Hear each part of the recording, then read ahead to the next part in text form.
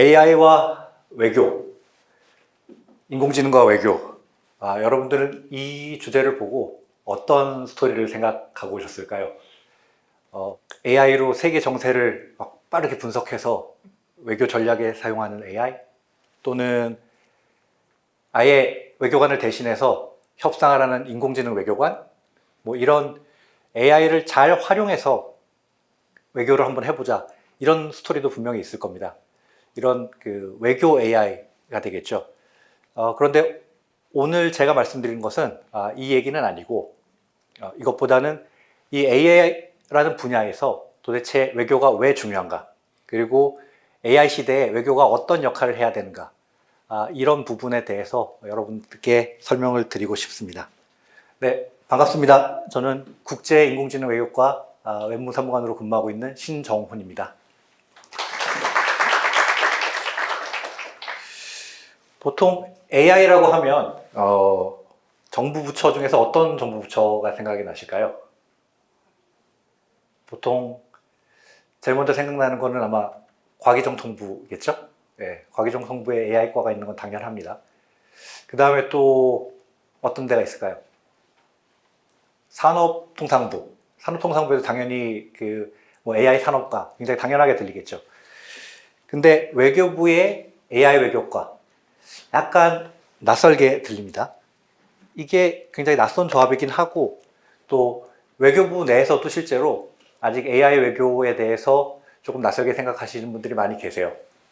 그건 당연히 그럴 수밖에 없는 게 AI라는 분야 자체가 워낙 새로운 분야고, 또 거기에 AI 외교라는 분야는 더더욱이나 새로운 분야입니다. 저희 과가 생긴 지 올해 이제 2월에 과가 처음 생겼거든요. 그렇기 때문에 물론 AI 업무를 그동안 계속 해왔지만 AI 외교과라는 게 딱 생긴 거는 불과 얼마 안 되기 때문에 AI 외교라는 게 굉장히 낯설게 느껴지실 거예요. 그래서 제가 오늘 이 자리에서 온 거는 이 AI와 외교라는 낯선 조합을 어떻게 여러분들께 잘 설명드릴 것인가. 시간이 뭐 20분밖에 안 되기 때문에 많은 정보를 드린다기보다는 이 인식에 대해서 조금 인식의 전환이라고 할까요? AI와 외교가 서로 밀접한 관계가 있구나, 이 정도만 여러분께서 잘 알고 돌아가셔도 저는 목적을 달성했다, 이렇게 생각을 하고 있습니다. 사실 AI가, 제가 설명드릴 건, 그래서 AI가 목차에도 보시면 아시겠지만은 이게 AI가 외교의 영역으로 들어와 있다는 점, 그리고 또 AI가 단순히 기술적인 문제가 아니라 경제력과 군사력, 그래서 즉 국력이라는 측면에서 이게 외교 안보의 문제라는 점, 그리고 나아가서 이 AI 시대가 우리나라 대한민국의 선진국 외교를 여는 관문이 될 거라는 점, 이런 점에 대해서 설명을 드리겠습니다. 그래서 한 문장으로 말씀을 드리면은 AI는 외교 안보의 새로운 전장이자 한국이 선진국 외교로 들어가는 첫 관문이다, 이렇게 표현을 해보고 싶습니다. 자, 이게 AI가 외교의 영역으로 들어왔다라는 게 무슨 뜻일까요? 보통 외교 주제라고 하면은 어떤 게 생각이 나시죠? 뭐 북핵 문제라든가, 또는 한미동맹, 그죠? 그리고 요즘에는 경제 외교가 중요하니까 한국 기업들이 외국에 나가서 수출을 잘하게 하는 거, 뭐 이런 것도 있고요. 또 가장 중요한 것 중에 하나가 우리 국민들이 해외에 나갔을 때 우리 국민을 보호하는 역할, 이런 것들이 보통은 외교 영역에 속한다고 생각하실 거예요. 그럼 한번 이렇게 질문을 새롭게 던져보겠습니다. 아마 미중 AI 패권 경쟁이라는 말 뉴스에서 요즘에 많이 들어보셨죠? 미국하고 중국은 왜 AI 패권 경쟁을 할까요? 그리고 왜 미국의 NVIDIA 최신 칩 블랙웰을 중국에 수출하지 않으려고 할까요? 그리고 또 반면에 중국은 왜 히토류를 미국에 수출하지 않겠다고 위협을 하고 있을까요? 또 다른 한쪽에서는 이제 EU가 왜 AI법을 세계 최초로 만들어서 AI 기업들을 규제를 하려고 할까요? 이런 거는 과학기술 측면에서 AI로만은 설명이 불가능하죠. 바로 이게 국가 간의 지정학적인 경쟁, 그 다음에 그런 경쟁 맥락에서만 설명이 가능하기 때문에 결국 이거는 외교적 분석이 필요한 문제라고 생각이 돼요.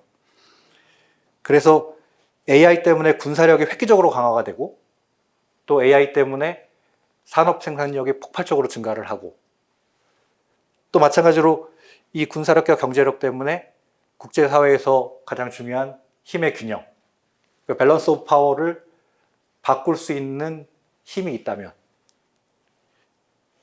이때는 AI가 과학기술의 영역일까요? 아니면은 외교 안보의 영역일까요? 이게 오늘의 주제로 관통하는 핵심 질문이고, 사실 답은 간단하죠. AI를 굉장히 변혁적인 그 기술이라고 얘기를 하죠. 그래서 군사뿐만 아니고 경제, 정치, 문화, 우리 삶의 모든 부분을 이제 AI가 바꿔나갈 거라고 사람들이 얘기를 합니다. 그래서 바로 그 힘 때문에, 국력이라는 것 때문에 이 AI의 문제는 국가 간의 일이 되고, 그 국가 간의 일이기 때문에 AI가 외교의 영역으로 들어오게 된 것이죠. 다시 위의 질문을 한번 돌아가 보겠습니다. 미중 AI 패권 경쟁. 왜 미국과 중국은 AI를 가지고 패권 경쟁을 할까요? 방금 말씀드린 것처럼 간단합니다. 사실 AI가 경제력의 우위, 그리고 앞으로 군사력의 우위, 이 우위를 보장하는 핵심 기술이라고 판단하고 있기 때문이죠. 그래서 지난 7월에 미국의 AI 그 국가 전략을 이제 AI 액션 플랜이라고 하는데, 7월에 새 정부에서 AI 액션 플랜이 나왔어요.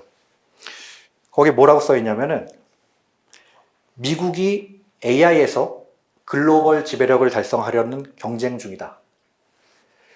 가장 큰 AI 생태계를 가지는 국가는 글로벌 AI 표준을 설정하고 광범위한 경제적, 군사적 이익을 얻게 될 것이다.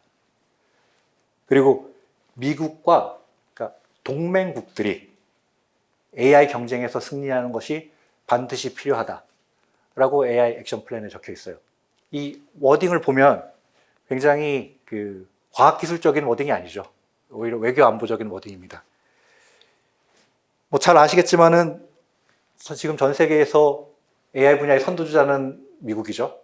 압도적으로 미국이 달리고 있다가 그 뒤를 빠르게 중국이 추격하고 있어요. 그래서 어떤 전문가들은 지금 현재 그 AI 기술의 격차가 미국과 중국 간에 불과 한 3개월 정도밖에 안 된다고 보는 전문가들도 있어요. 특히 올해 그 초에 아마 딥시크 관련해서 많은 얘기들이 있었는데, 실제로 중국 기술이 굉장히 빠르게 발전하고 있어요. 그래서 미국은 그런 중국이 그 자기의 기술을 추격하지 못하게 하기 위해서 엔비디아 칩을 수출 안 하려고 하는 거고요. 그리고 또 중국 같은 경우에는 그 히토류가 최신 반도체를 만드는데 꼭 필요한 재료죠. 그러니까 그 히토류를 가지고 어떻게든 미국을 견제하려고 하는 거죠. 그러면서 한편으로 중국이 하고 있는 것은, 지금은 미국이 이렇게 견제를 하더라도 스스로 그 AI 생태계를 구축할 수 있는, 그 AI 반도체도 생산하고 AI 모델도 생산할 수 있는 그 기술적 자립을 하기 위해서 굉장히 많은 정부 지원을 하고 있죠.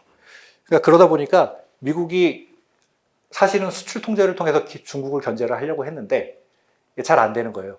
막 딥시크가 갑자기 나오고 막 기술이 진짜 3개월 차밖에 안 난다고 하고, 그래서 약간 그 전략을 변경을 했습니다. 그래서 AI 액션 플랜에 보면은 똑같이 미국의 기술을 보호한다라는 측면이 있는데, 또 다른 한편으로는 그 수출을 촉진해야겠다. 그래서 미국의 AI로 이루어진 하나의 세트를 만들어서, 그거를 AI 풀스택이라고 하는데, 그걸 만들어서 그걸 통째로 동맹국, 파트너국, 우방국들에 수출을 해가지고 AI 생태계를 빨리 선점을 해야 되겠다. 누구보다 먼저? 네, 중국보다 먼저. 그래서 지금 현재의 미중 패권 경쟁은 여러 가지 측면이 있지만 크게는 두 가지 측면이라고 보여집니다. 하나는 AI 기술 측면, 즉 누가 먼저 AGI를 달성하겠느냐. 그 다음에 또 하나는 AI 생태계 선점. 그래서 글로벌 생태계를 누가 먼저 선점하겠느냐. 이 두 가지 측면에서 지금 진행이 되고 있다고 보면 될 것 같아요. 이 AI 분야가 사실은 지금 AI 생태계라고 제가 말씀을 드렸는데, 이 생태계 부분에 대해서 좀 주목을 해볼 필요가 있습니다. 보통 AI 생태계라고 하면 뭐를 얘기를 하죠? 기본적으로는 제일 밑단에 그 AI 인프라가 있어요. GPU, 반도체, 데이터 센터, 그다음에 뭐 데이터 센터를 연결하는 클라우드, 그리고 그 윗단에서 이런 AI 인프라를 가지고 AI 모델을 만들죠. 여러분들이 잘 아시는 뭐 챗GPT, GPT 모델이라든가 아니면 구글의 제미나이, 그리고 뭐 엔트로픽의 클로드, 이런 AI 모델을 만들고 그런 기반 모델 위에서 그 윗단에 있는 게 이제 AI 응용입니다. 그러니까 AI를 산업에 구체적으로 적용을 하고 뭐 의료라든가 군사라든가 각각의 영역에 적용을 하는 그 AI 응용까지, 또 그 안에 뭐 사실 뭐 AI 보안이라든가 여러 가지가 있긴 하지만 크게는 이렇게 이 세 가지를 기준으로 해서 AI 생태계가 형성이 된다라고 보는데, 이게 왜 중요하냐면 결국 AI 생태계를 선점한다. 글로벌 시장에서 AI 생태계를 선점한다는 말은 곧 글로벌 시장에서 AI 규칙을 정하게 된다. 즉 AI 표준을 선점하게 된다라는 말하고 사실은 같은 말이 됩니다. AI 분야가 워낙 새롭고 빠르게 변화하기 때문에 국제사회에 아직 합의된 규칙이 없는 상태죠. 그래서 저런 것처럼 지금 AI 분야는 규칙이 없는 경기장입니다. 거기다가 이 경기장에는 수많은 플레이어들이 들어와 있어요. 국가뿐만이 아니고 뭐 그 빅테크들 당연히 들어와 있겠죠. 그 다음에 각종 벤처 투자자들, 그 다음에 뭐 시민사회, 그리고 과학자, 뭐 수많은 플레이어들이 이 규칙이 없는 경기장에 들어와 있다 보니까 이게 마치 그 정말 혼란의 도가니라고 보여질 정도로 굉장히 경쟁이 치열한 데고, 아무래도 규칙이 없다 보니까 이 조금이라도 유리한 고지를 점령하기 위해서 서로 누구와 편을 먹게 되고 또 누구를 견제해야 되고, 그래서 어떻게 하면 가장 우리에게 유리한 전략을 짤 수 있는가가 치열하게 논의가 되고 있고, 그래서 글로벌 동향을 살피고 지금 AI 기술이 어떻게 지금 발전하고 있는가 그 동향도 봐야 되고, 그리고 경쟁국은 지금 어떤 전략을 쓰고 있는가 이런 것들을 분석해서 빠르게 게임 플랜을 짜야 되는 상황인 거죠. 이 게임 플랜을 짜는 전략, 그 역할, 바로 이 역할이 외교의 역할입니다.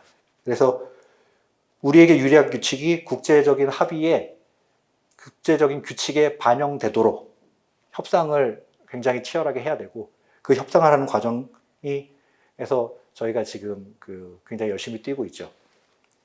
그리고 실제로 주요국들이 다 이 경쟁에 굉장히 집중을 하고 있습니다. 예를 한번 들어볼게요. 가운데 안전과 혁신이라는 슬라이드가 있는데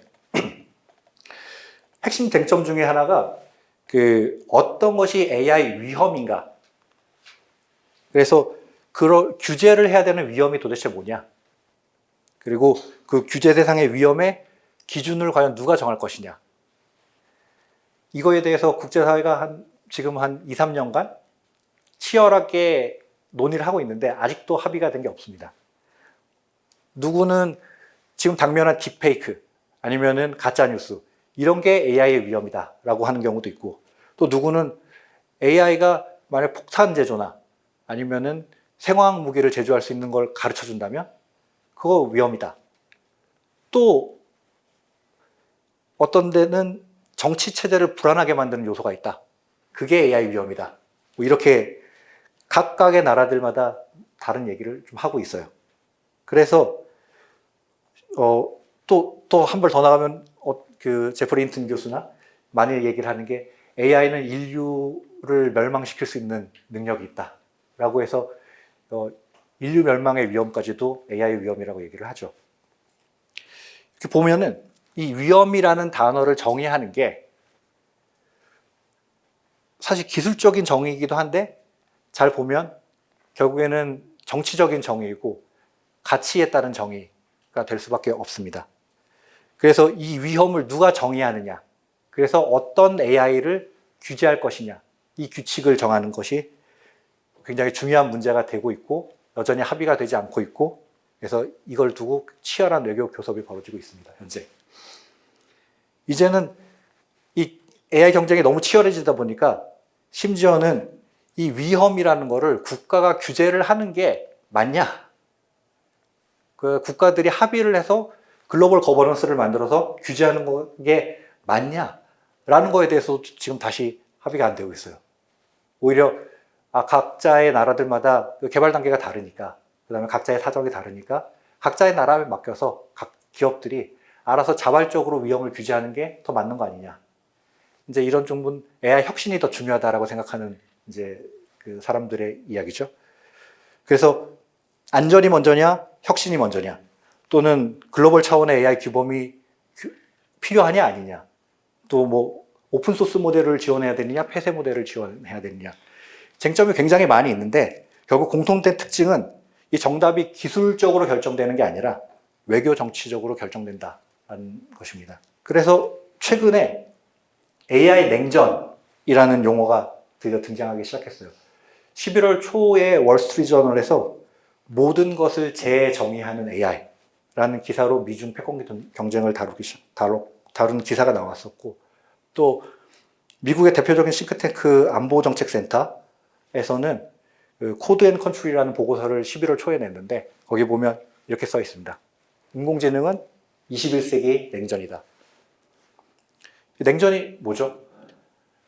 그 2차 미소 간의 이데올로기를 바탕으로 해서 서로 진영 간의 경쟁이 치열하게 이루어졌었죠. 그리고 91년에 소련이 붕괴되면서 냉전이 종식이 되고 프란시스 후쿠야마가 역사의 종언이라고 선포를 했었죠. 근데 불과 34년밖에 지나지 않았어요. 역사의 수레바퀴가 다시 굴러가고 있습니다. 그리고 이번에는 이데올로기 때문이 아니라 AI 때문이에요. 사실 냉전기에 한국은 굉장히 미약한 후발주자였죠. 그래서 강대국 외교의 희생양이었고, 그리고 남이 만들어 놓은 경기장에서 남들이 만든 규칙을 따라서 열심히 뛰었고, 그래도 정말 피나는 노력을 해서 이제 AI 시대를 목전에 두고 한국은 선발주자 그룹에 발을 들여놓고 있습니다. 사실 우리 정부도 글로벌 AI 3강, 그러니까 미국, 중국, 다음에 한국, 이 3강을 목표로 하고 있고, 충분히 실현이 가능하고, 그리고 그 목표를 달성하는 과정에서 외교가 굉장히 중요한 역할을 하게 될 거라고 생각을 해요. 그리고 냉전 시기에 마치 외교가 진짜 전쟁밖에 답이 없다라고 모두가 생각하는 상황 속에서 전쟁이 아닌 다른 길을 만들어내는 역할을 했듯이 AI 냉전 시대가 도래한다면 마찬가지로 AI 외교가 그런 역할을 하게 될 거라고 생각을 합니다. 실제로 AI 기술은 한국이 굉장히 앞서 있는 축이에요. 이게 9월 달에 포브스지에서 나온 그 AI 역량 랭킹인데, 그러니까 AI 연산 역량하고 데이터 센터 클러스터의 경쟁력을 분석을 해보니까 저기 요 노란색이 한국입니다. 워낙 여기가 커서 좀 작아 보이긴 하지만 그래도 네 번째죠. 둘 다 저쪽에서도 노란색 네 번째입니다. 그러니까 어쨌든 지금 한국은 세계 4위의 AI 산업 역량을 갖고 있다고 보고 있습니다. 이게 이런 기술 우위에 힘입어서 사실 한국 외교도 굉장히 앞서 나가고 있다고 보여져요. 한중일 3국 중에서 외교부의 AI 외교과를 만든 게 한국이 제일 처음이었습니다. 그리고 간발의 차이로 일본과 중국이 따라서 AI 전담 부서를 만들었는데, AI 외교 전담 부서죠. 근데 이 간발의 차이가 사실 외교력에서는 굉장히 중요한 차이를 보여주고 있어요. 그래서 올해 막 끝난 에이펙 정상회의 때 그 에이펙 AI 이니셔티브란 거를 한국이 주도해서 만들었죠. 저도 그 과정에 참여를 했었고, 그래서 AI가 저는 현장에서 봤을 때 드디어 이제 우리가 선진국 외교를 할 수 있구나. 그러니까 어떻게 보면 해방 이후 처음으로 모든 국제사회의 플레이어들이 다 중요하게 생각하는 영역에서 남의 규칙을 따르는 후발주자가 아니라 우리가 규칙을 만들어내고 우리 스스로 길을 만들어 가면서 세계의 길을 만들어주는 그 패스파인더, 길잡이의 역할을 우리가 지금 하기 시작했구나 라고 느낍니다. 선진국 외교라는 게 어떤 외교일까요? 결국에는 우리 국익만 추구하는 외교가 아니라 사실 글로벌 이익을 함께 생각하는 외교, 그게 선진국의 외교입니다. 그리고 저는 감히 이 K 외교 3.0의 시대가 열리고 있다라고 생각을 해요. 1.0의 시대는 우리가 굉장히 가난한 해방 이후에 열심히 먹고 사는 문제를 해결하기 위해서 뛰었던 시대였죠. 그리고 2.0 시대, 개발도상국에서 OECD로 가입을 하면서 드디어 중견국 외교라는 걸 하기 시작했습니다. 그리고 바로 지금 AI 시대가 막을 올리는 지금 한국은 처음으로 선진국 외교에 발을 들이고 세계에 이게 길이다라고 얘기를 하기 시작한 거예요. 그래서 굉장히 자신 있게 외교관들이 나가서 우리는 이런 방향의 AI 질서를 원한다. 그리고 우리 국익을 지키는데 그 국익을 추구하는 방식이 세계 인류에도 도움이 되는 방향이었으면 한다. 그래서 새롭게 규칙을 설계하는 나라가 대한민국이 되고 있습니다. 그래서 K의 3.0의 시대, 그 선진국 외교의 주역은 여기 계신 여러분이라고 자신 있게 얘기하고 싶습니다. 그리고 그 새로운 무대를 만들어 나가는 역할을 지금 하고 있는 제 자신이 굉장히 자부심을 느끼고 굉장히 책임감을 느끼고 있습니다. 그래서 앞으로 여러분들을 이 AI 외교의 무대로 초대를 하고 싶습니다. 감사합니다.